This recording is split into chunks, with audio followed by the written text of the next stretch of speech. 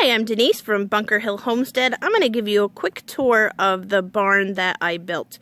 Now, this is a 12 by 24 foot barn. We built it in the middle of winter, the first year that we got our home. There's our little mini willow. But I'm going to bring you up into the barn. Now, this ground was really at a grade and we didn't have a chance to do any groundwork, so we had to put it on concrete rounds, but that worked for us because all of where I'm standing was woods. So up in the barn, I have 4 stalls. The first stall here is the donkey's stall. He is our protector. I hear him bray in the middle of the night. He keeps all the naughty critters that we don't want in our pasture and around our animals away. So I just love him. So this is his stall.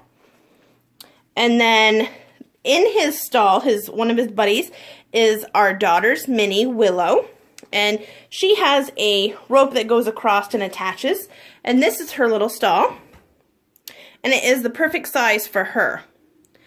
And then over here is our goat stall. And there's the front of the stall. So I did have a mineral feeder up, but they itched their butt on it so much that they popped it off, so I have to repair it and put it back. But they have a hay rack, very important. I don't want them walking or wasting their hay. And then all of the water buckets get hung on these hooks. I prefer them. I think they're one of the safest. They're the same thing, just a different color. And then over here is my horse's stall. Although they're using it for shelter today because they're in their pasture and they have access to the barn.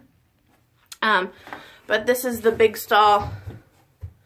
There's my quarter horse and our donkey, Dilbert. And Gus is chewing on my barn, which he's bored and he better not continue to do it because it's going to make me sad. Because I don't want chew marks. So that is our little barn.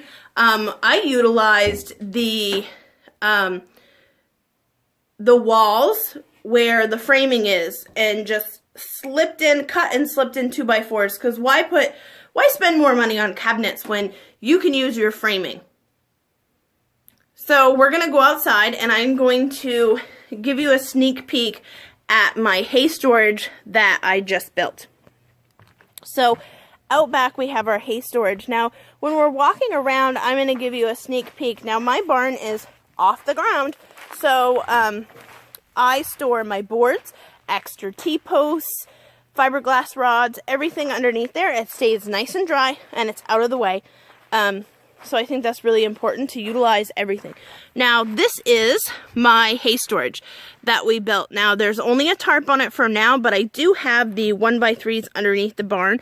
And then I'll have to buy metal roofing, but I'm not going to put it on until next summer because I'm not going to have time and I don't have money for the metal roofing. I always use cash because it saves us so much money and it keeps you out of debt.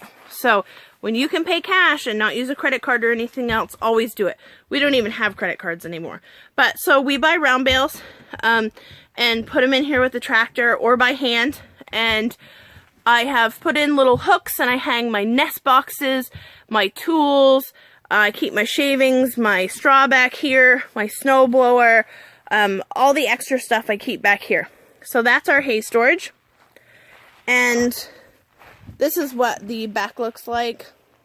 Nothing fancy right now. It'll all be boarded in and it will have a couple probably sliding doors on it at the other end and at this end.